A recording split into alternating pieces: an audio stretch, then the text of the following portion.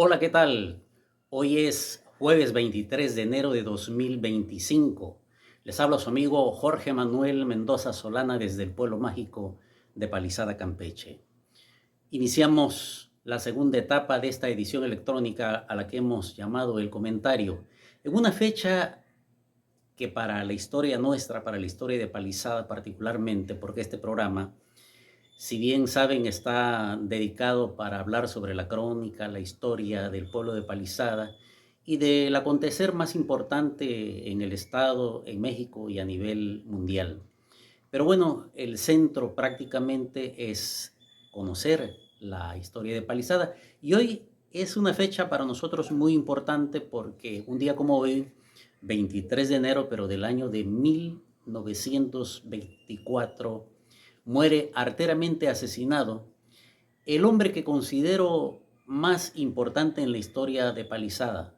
Se trata de Francisco Fiel Jurado.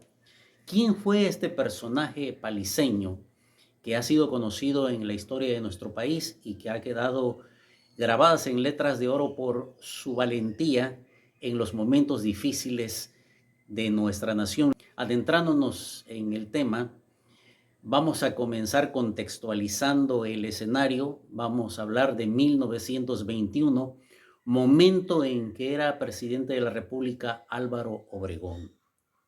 En ese momento en que asume el poder, el gobierno tenía la hacienda pública en bancarrota, es decir, no había dinero para poder llevar a cabo los proyectos que Obregón tenía, como era el caso de la educación, el desarrollo de los ferrocarriles, la ampliación del sistema eléctrico, las carreteras, es decir, todo aquello que iba a modernizar a nuestro país. Pero había una traba. Desde 1914 a 1921 se había dejado de pagar la deuda que México tenía en el exterior, es decir, la deuda externa, y particularmente sus acreedores eran banqueros estadounidenses. Entonces ahí se encontraba una dificultad porque los Estados Unidos debían de darle el reconocimiento a Obregón para que éste pudiese acceder a esos préstamos que tanto necesitaba para llevar a cabo su proyecto. Inicialmente las pláticas se iniciaron con Woodrow Wilson, que era el presidente de ese entonces del país vecino, y posteriormente fueron con Gamaliel Gardin, que fue con el que más se llevaron a cabo estas conversaciones, porque muy pronto el periodo de Wilson terminó, se convocaron elecciones y salió ganador Gardin, que era un periodista muy conocido en los Estados Unidos, además carismático y querido por los republicanos y por el pueblo estadounidense. Cuando se inician las conversaciones, se llevan a cabo reuniones. La más importante fue la que se llevó en Nueva York, donde ya Obregón había designado como el secretario de la Hacienda Pública de México a Adolfo de la Huerta, mejor conocido como Fito de la Huerta. Este fue el encargado de llevar estos acuerdos y se llevaron a cabo en la calle de Broadway, allá en Nueva York. Dentro de las cosas que se solicitaban por los banqueros era el pago inmediato de la deuda para poder acceder a otros préstamos y algunas concesiones que ellos tenían en México, como por ejemplo la de los pozos petroleros y de tierras. Una vez terminado esa reunión, a esos acuerdos se le llamaron los acuerdos de la Huerta Lemón. Pero Gardin muere muy pronto y esos acuerdos prácticamente quedaron en el vacío, flotando en el aire y no se sabía qué hacer. La muerte prematura de Gardin hace que su vicepresidente Coolidge se haga ahora cargo de la presidencia de los Estados Unidos. Pero Coolidge no era precisamente una perita en dulce. Era un hombre ambicioso, soberbio, prepotente, algo así como Donald Trump, el actual presidente de los Estados Unidos. Y desde entonces pues también había que negociar con estos vecinos no muy agradables que digamos. Y se empiezan a atender los acuerdos que ahora sí son los que están en la tela de juicio, que son los famosos tratados de Bucareli, se empiezan a llevar en la Ciudad de México porque el presidente de los Estados Unidos envió una comisión para negociar con otra comisión del gobierno de México en la que ya no está presente Adolfo de la Huerta, y entonces bajo una casa que ahora está enfrente de lo que es la Secretaría de Gobernación, en la calle de Bucareli, se empiezan a tratar de organizar estos convenios.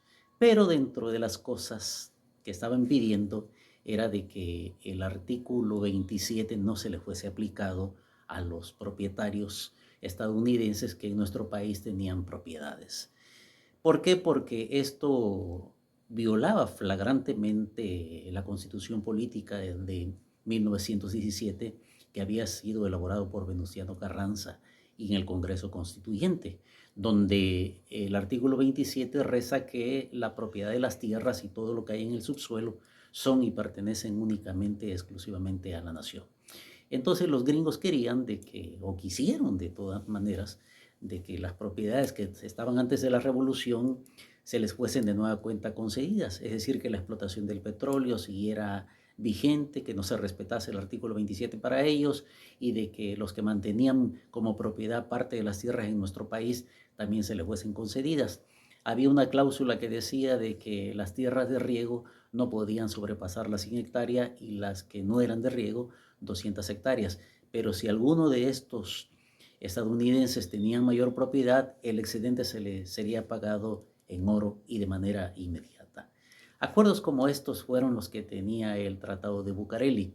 Cuando esos tratados son llevados a la Cámara de Senadores, no se quisieron aceptar. Entonces ya había renunciado al cargo de secretario de Hacienda Adolfo de la Huerta, se reúne con varios de sus amigos, dentro de ellos con el paliseño Francisco Fiel Jurado, quien es el que lidera este movimiento para que los congresistas, es decir, los senadores, no tuviesen el quórum suficiente legal para poder aprobar los famosos tratados.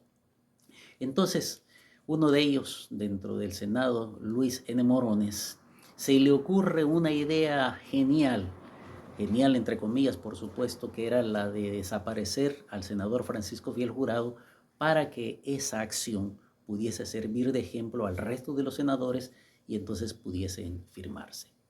Es así como se fragua este pacto de muerte contra el senador paliseño o campechano en este caso, porque no olvidemos de que él estaba representando a Campeche como senador, y entonces el 23 de enero, un día como hoy, cuando el compañero, amigo, paisano, querido por todos nosotros, Francisco Fiel Jurado, abandona el salón de sesiones en la Ciudad de México y se dirige a su domicilio, es perseguido por un grupo de delincuentes que sin menor acabo llevan a cabo este hecho lamentable. Es perseguido hasta su domicilio y cuando bajo del autobús en el que se trasladaba a la colonia Roma, es interceptado por José Prevé, quien lo increpa y posteriormente le da un balazo en una pierna. Todavía con dificultades camina hasta su casa Fiel Jurado y precisamente antes, unos metros antes de llegar a su casa, es acribillado con 8 balazos, cegándole totalmente la vida. ¿Y por qué es la historia de esto? Por haber defendido la soberanía de nuestro país.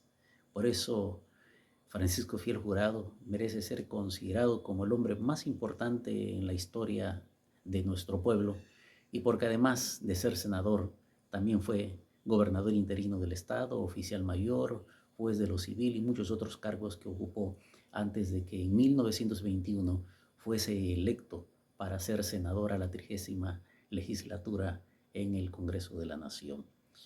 Pues hasta aquí mi comentario. Nos vamos a ver en una próxima llevándoles a ustedes por lo menos un poco de historia y de crónica. Hasta la próxima.